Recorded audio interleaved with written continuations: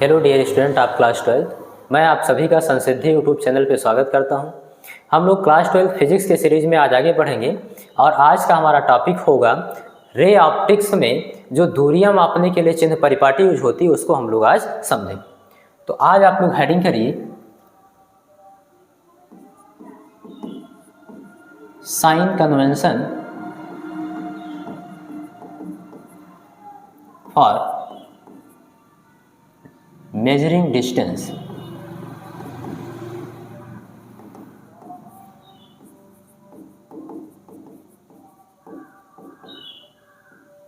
means दूरियां मापने के लिए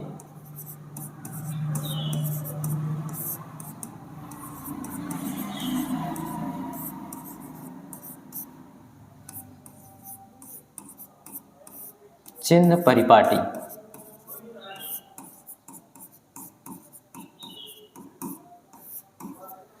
इस टॉपिक का बहुत ही ज़्यादा उपयोग है रे ऑप्टिक्स में, आपके किरण प्रकाशिकी में, क्योंकि बिना इस चिन्ह परिपाटी के आप कोई भी डेरिवेशन अच्छे से कर नहीं पाओगे और ना ही कोई न्यूमेरिकल बना पाओगे।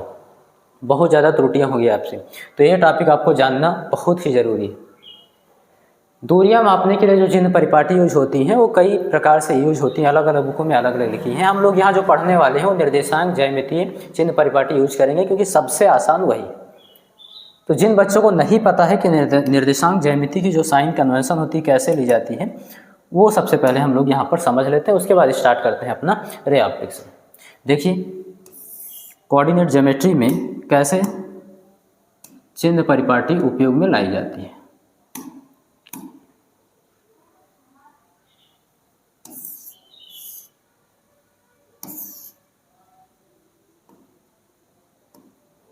ये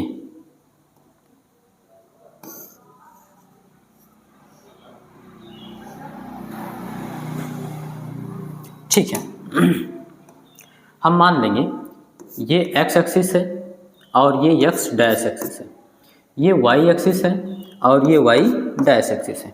आप लोग कार्तीय तल में 9th में भी पढ़े होंगे, दोबारा पढ़ लीजिए। x अक्ष और y अक्ष मीन्स क्षैतिज रेखा और ऊर्ध्वाधर रेखा जिस बिंदु पर एक दूसरे को इंटरसेक्ट करती हैं उस बिंदु को हम ओरिजिन पॉइंट बोलते हैं, O से लिखते हैं, यानी कि मूल बिंदु बोलते हैं। क्लियर?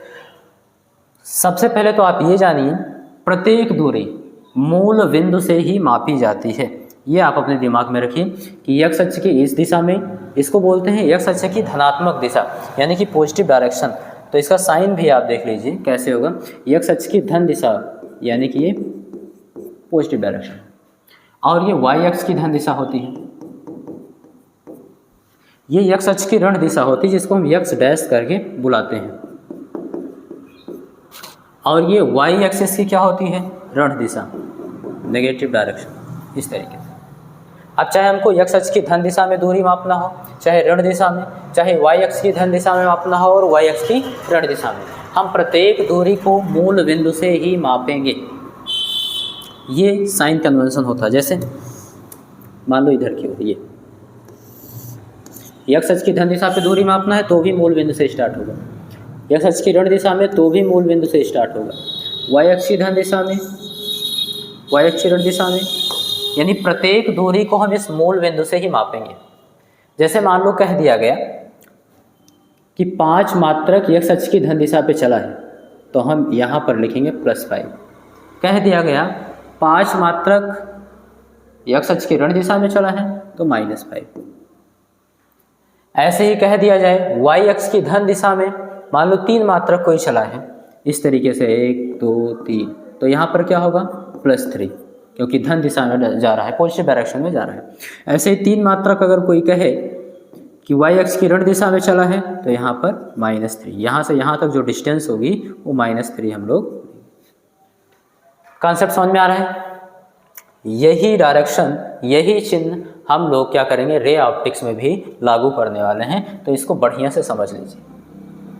चलिए इसको मैं मिटाता हूँ।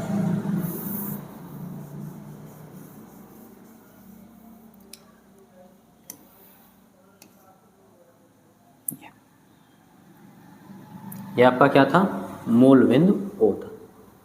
ये x अक्ष की धन दिशा थी, ये एक्स अक्ष की ऋण दिशा, ये वाई अक्ष की धन दिशा और ये वाई अक्ष की ऋण दिशा। ये भी लिख दीजिए, ये एक्स अक्ष की पॉजिटिव डायरेक्शन और ये एक्स एक्सिस की नेगेटिव डायरेक्शन जिसको हम एक्स डैश के नाम से जानते हैं। ये वाई एक्सिस की पॉजिटिव डायरेक्शन और ये वाई एक्सिस की नेगेटिव डायरेक्शन जिसको हम वाई डैश लिखते हैं। क्लियर है?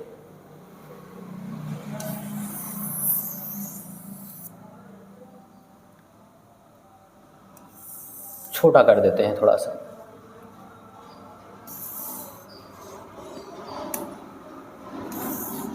दो बना लेते हैं। अब ध्यान दीजिए कैसे हम रे ऑप्टिक्स में इस डायरेक्शन का यूज करेंगे वो चीज़ समझिए। सबसे पहले आप दर्पण बना लीजिए। दर्पण आपको आता है, मान लीजिए ये है,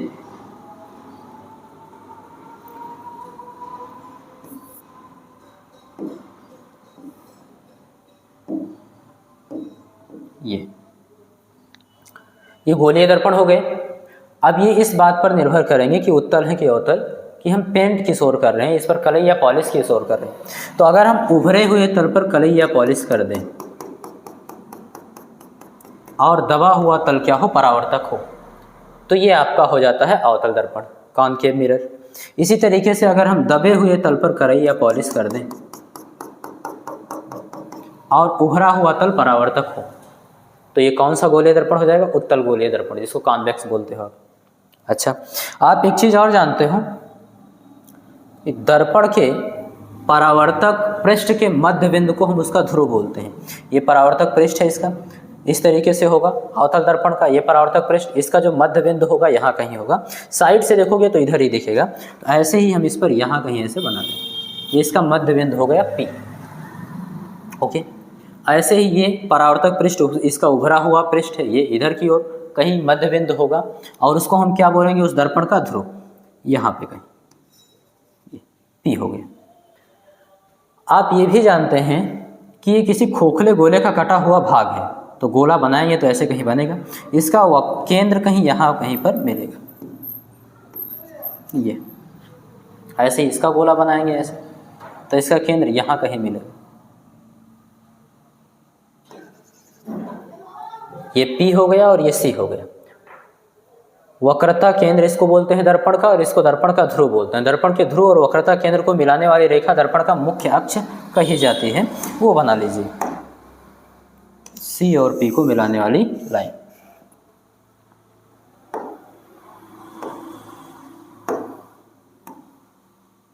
कलर चेंज कर लीजिए,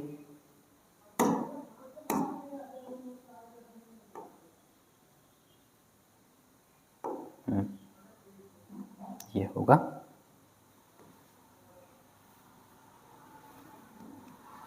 यहाँ कहीं बना लीजिए, यहाँ पर। ऐसे ही इसका भी बना लीजिए आप। C और P को मिलाने वाली जो लाइन होगी वो दर्पण का मुख्य अक्ष होगी। ये P है और ये C। क्लियर है बात? आपको करना क्या है, इस दर्पण के ध्रुव को हमको निर्देशांक ज्यामिति में लेकर आना है और उसके तल पे देखना है कि कौन सा मूल बिंदु है, उस मूल बिंदु पे इसके ध्रुव P को रख देना है। शर्त यह है कि जो मुख्य अक्ष है वो x अक्ष पर होना चाहिए। देखिए,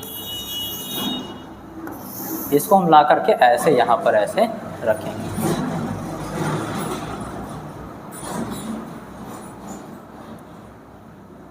थोड़ा सा और बड़ा कर देंगे तो क्लियर दिखाई देगा। एक मिनट,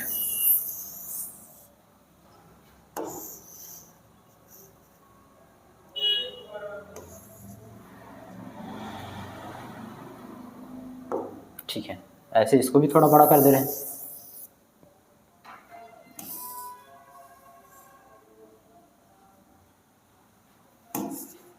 ये हाँ, करना क्या है आपको, अपना दर्पण लेना है, दर्पण का ध्रुव मूल बिंदु पे रखना है और जो मुख्य अक्ष है वो x अक्ष पर होना चाहिए, इस तरीके से।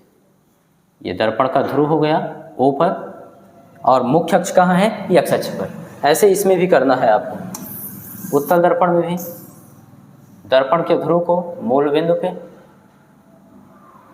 ये कर दी, और अक्ष क्या होना चाहिए, मुख्य अक्ष इसका x अक्ष पर होना चाहिए। इस तरीके से हम कर देंगे, तो इसको सीधा करेंगे,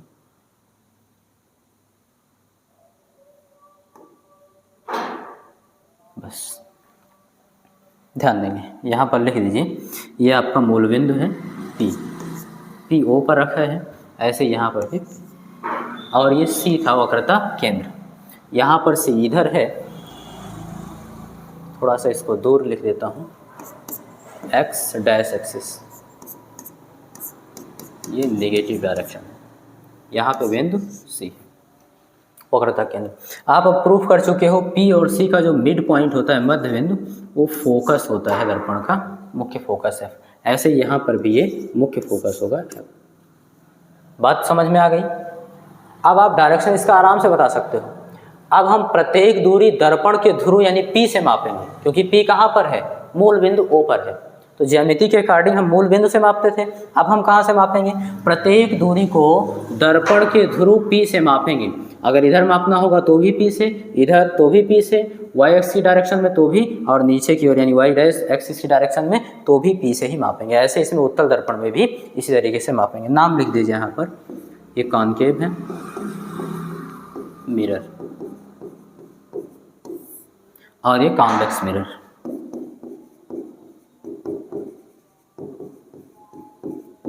मीन्स उत्तल दर्पण और ये अवतल दर्पण।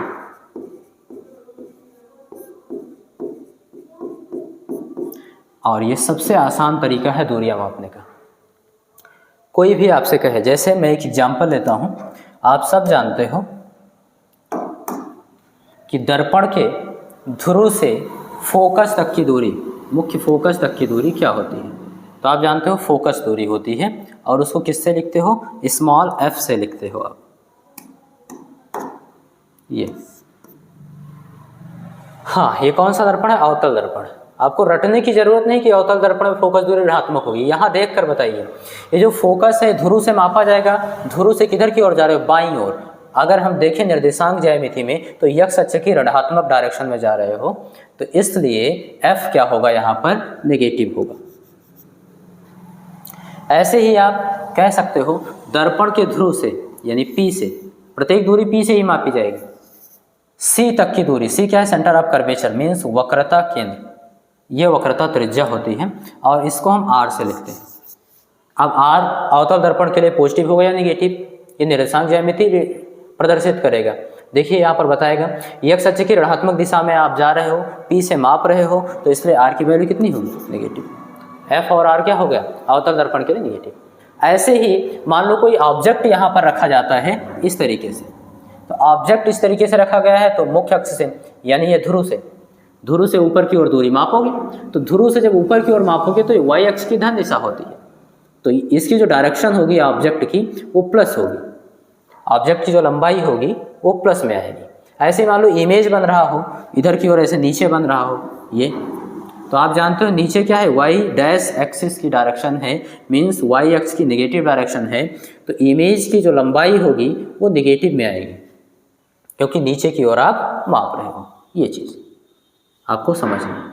ऐसे ही आप उत्तल दर्पण में समझ सकते हो। कैसे, यहाँ पर देखो, दर्पण के ध्रुव से लेकर फोकस तक की दूरी को हम क्या बोलते हैं, फोकस दूरी बोलते हैं, और इसको स्मॉल f से लिखते हैं। ठीक है, लिख दिया गया।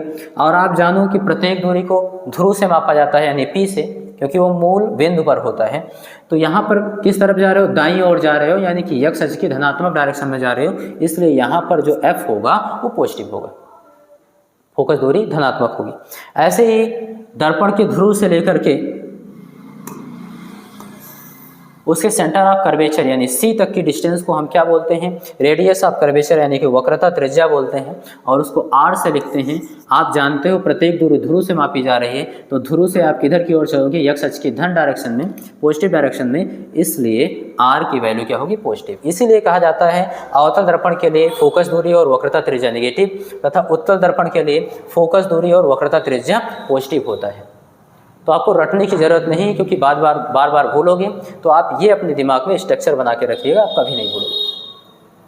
ऐसे ही मान लो यहाँ ऑब्जेक्ट रखा होगा तो ऊपर की ओर होगा, और ऊपर की ओर जब आप दूरी मापोगे वाई अक्ष की धनात्मक डायरेक्शन में तो प्लस आएगा, यानी कि ऑब्जेक्ट की लंबाई जो होगी वो पॉजिटिव होगी। और इमेज मान लो अगर नीचे बन रहा है, सपोज कर लीजिए नीचे बन रहा है, हालांकि इसमें हमेशा ऊपर ही बनेगा, आभासी बनता है, सीधा बनता है, तो इमेज अगर ऊपर है तो पॉजिटिव होगा, अगर नीचे है तो नेगेटिव होगा, क्योंकि उसकी लंबाई हम वाई अक्ष की ऋणात्मक डायरेक्शन में मानेंगे। कुल मिला के यहाँ से जो कंक्लूजन निकला, निष्कर्ष निकला है वो ये कि जो मूल बिंदु होगा वही ध्रुव होगा P, इस तरीके से ये कंक्लूजन है। यही क्या होगा आपका P, और प्रत्येक दूरी आप यहीं से मापोगे। तो आपको कुल मिलाकर इतना याद रखना है कि अगर हम दाईं ओर जाते हैं तो प्लस, अगर हम बाईं ओर जाते हैं तो माइनस, अगर हम ऊपर की ओर दूरी मापते हैं तो प्लस, और अगर हम नीचे की ओर दूरी मापते हैं तो माइनस। यही है आपका दूरियां मापने की चिन्ह परिपाटी। और इसी तरीके से आप सेम लेंस में भी यूज कर सकते हो। कैसे? लेंस में आप द्वि उत्तल और द्वि अवतल ही पढ़ोगे, ये दोनों तरफ उभरे हुए होंगे और दोनों तरफ दबे हुए होंगे। ये पारदर्शी माध्यम होता है। देखिए इसका कम से कम एक पृष्ठ क्या होना चाहिए, वक्र होना चाहिए, तो हम उसको लेंस बोलते हैं। कांच का ही होता है जैसे। देखिए अब ये आपका उत्तल लेंस हो गया, ये आपका अवतल लेंस हो गया। तो मान लीजिए कि यहाँ पर इसका क्या है, ऐसे, एक मिनट,